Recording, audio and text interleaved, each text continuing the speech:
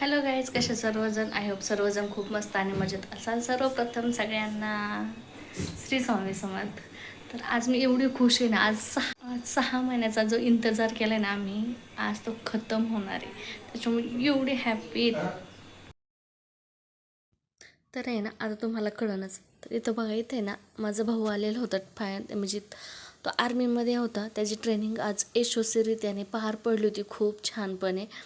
मग त्याच्यामुळे इथं आल्या आल्या ना, तर मी छोटंसं वेलकम केलं, जास्त काही नाही केलं. कारण आपल्याला मोठं वेलकम त्याच्या स्वतःच्या घरी करायचं होतं म्हणून. मग आता तसं कसं घरात घ्यावं म्हणून त्याला थोडं असं आपलं ओवाळलं, ते केलं. आणि खरं सांगू का, 6 महिन्यानंतर आज पहिल्यांदा म्हणजे एवढ्या लांबचं हे बघते मी. त्याच्यामुळे ना, त्यानंतर दीदीने ओवाळलं. त्याच्यामुळे थोडंसं असं मन कसं हळवं होत होतं. आणि त्यानंतर प्रिशा म्हणजेच माझी मुलगी. तिला पण असं असतं की आम्ही ओवाळलं म्हणजे ना, तिला पण ओवाळायला खूप आवडतं. आणि खरं सांगू, तिचं आणि त्याचं बॉन्डिंग एवढं छान आहे ना, कारण 2 वर्ष आहे ना तो तिच्यापाशी होता. त्याच्यामुळे ना त्याचं बॉन्डिंग एकदम छान बसलेलं आहे दोघांचं. त्यानंतर आम्ही त्याचे छान छान त्याच्यासोबत सगळ्यांनी आम्ही फोटो काढले, ते केलं. त्यानंतर ज्यावेळेस त्याचं सिलेक्शन झालं होतं, त्यावेळेस त्याला इकडे यायला काही चान्स भेटला नव्हता. त्याच्यामुळे त्याचं सत्कार करायचं आमच्याकडून राहून गेलेलं. मग त्याच्यामुळं ना आहोंनी आणि काकांनी ना त्याचा मस्तपैकी सत्कार, शाल वगैरे आणली होती, सगळ्या काही गोष्टी, हार वगैरे. त्याच्यामुळे त्याचा छान असा सत्कार केला. आणि त्यानंतर आमच्या सगळ्या गोष्टी जेवण बिवणं झाले. त्यानंतर आम्ही निघालो होतो आमच्या मम्मीच्या घरी, म्हणजे त्याच्या घरी. त्यानंतर मला कारण गाडीचा प्रवास अजिबात जमत नाही. त्याच्यामुळे माझे इतके हाल झाले ना, खूप असा डेंजर अवतार झाला होता. पण आता काय गाडीत आवरण्याची पण माझी कॅपॅसिटी नव्हती. त्यातल्या त्यात उपवास पण होता ना, त्याच्यामुळे तर खूप जास्त हाल झाले. कारण पोटात काय अन्नाचा कणही नव्हता. त्याच्यानंतर आम्ही गावात आल्यानंतर गावातील लोकांनी, माझ्या फॅमिलीने असं छान असं केलं, वेलकम केलं. तर ते पिशवी दे त्यानंतर वाटतं दुसरा. जे आपण गावात वेशी म्हणतो ना, ते नाही त्यात तर दोन्ही आणि खूप सारी पब्लिक होती दोन्ही बघायला त्यात. खरंच. कारण त्याच्याकडं बघून एकदा अभिमान वाटत होता ना खरंच. मी तर म्हणजे माझ्यासाठी सगळ्यात फर्स्ट हिरो जर असेल ना, तोच असेल माझ्यासाठी. इकडं सगळे काही फोटो वगैरे चालले होते, त्याचा सत्कार समारंभ चालू होता. गावातील पब्लिकही खूप होती. आणि तो येणार म्हणजे आमच्या घरात सगळीकडे घरभर मस्त असा जल्लोष पसरलेला होता. त्यानंतर आम्ही सगळे देवांची पूजा वगैरे, पाया वगैरे पडलो. तो पडला, आम्ही पडलो सगळं. खरंच त्याच्याकडे बघून मी तर व्हिडिओ एडिट करताना सुद्धा नाही, अक्षरशः माझं मनच भरून येत होतं बरं का. पण कसं आहे ना, पण तसं काय मी होऊन बघा आता दिलं काय नाही बरं नाकीचा. का. इथे आहेत माझ्या मामी. तर यांनी पण त्याचं ना असे पाय वगैरे धुवून त्याला ओवाळीत होत्या, हे करीत होत्या. आणि खरंच म्हणजे एक आपल्या घरातील एक आर्मी माणूस आहे, याचं मला आहे ना खरंच खूप अभिमान आहे. आणि इथं काय झालं होतं, वाऱ्याने सारखा आहे ना दिवा विझत होता बरं का. त्याच्यामुळे मग आहे ना, मी माचीस घेऊन परत दिवा लावला. आणि त्यानंतर मामीने त्याचं मस्त असं आहे ना औक्षण वगैरे करून घेतलं. आभाळही त्यातल्या त्यात खूप आलेलं होतं बरं का. पण कारण पावसाची आपल्याला तितकीच गरज होती. पण मनात कुठंतरी वाटायचं, बापरे नको, म्हणजे थोडासा नाही आला तर वेगळं कार्यक्रम संपले नका. कारण एवढं छान असं ना, तुम्ही कुठं दिसन तुम्हाला वेलकम केलेलं होतं त्याचं. मग त्याच्यामुळे थोडंसं मनात वाटायचं, थोडं पाऊस नाही आला थोडा वेळ तर चालेल. आणि इथं हे आहे आमचं घर. घरापाशी आल्यावर मस्त असे फटाके बिटाके आम्ही उडवले, म्हणजे मुलांकडे दिलं ते सगळ्या काही गोष्टी. तर फायनली त्याच्याकडे पाहून असं वाटायचं की त्यांनी जे एवढं कष्ट घेतलं, ते घेतलं, मेहनत घेतली ना, त्याचं फायनली कुठंतरी त्याला आहे ना, ते सगळ्या गोष्टी फळास भेटल्या होत्या. त्याच्यामुळे ना खूप खूप खूप म्हणजे सांगू शकत नाही तुम्हाला, मी एवढी खुश होतो ना, आम्ही सगळेच खुश होतो. मी एवढंच त्यातलं की काय मग तो आमच्याजवळ नाही तर तसं लांब लांबच राहणार, एवढंच मनात, एवढंच ही एक होतं. तर बघा, असं काय वेलकम केलेलं होतं त्याचं फुलांनी. त्याचं मस्त असं नाव वगैरे टाकलेलं होतं. तर सॉरी, तिथं फौजीच्या स्पेलिंगमध्ये एच्या ठिकाणी ओ झालं आहे, तेवढं समजून घ्या. तिथं बघा तुम्हाला डेकोरेशन कसं वाटतंय ते.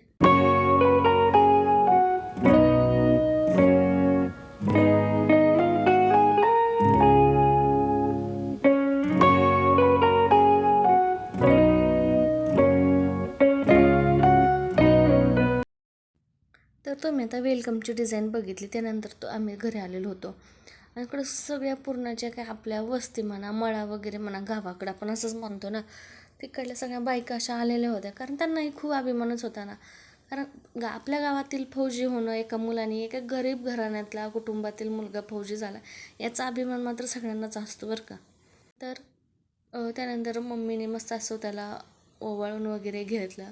त्याने मम्मीला टोपी वगैरे घातली आणि आणि आईसाठी तर ही सगळ्यात मोठी गोष्ट असणारी, कारण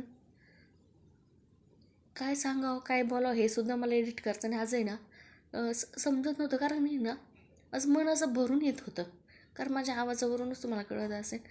पण आता काय म्हणजे कसा एडिट केला ना हा व्हिडिओ मला माहिती आहे.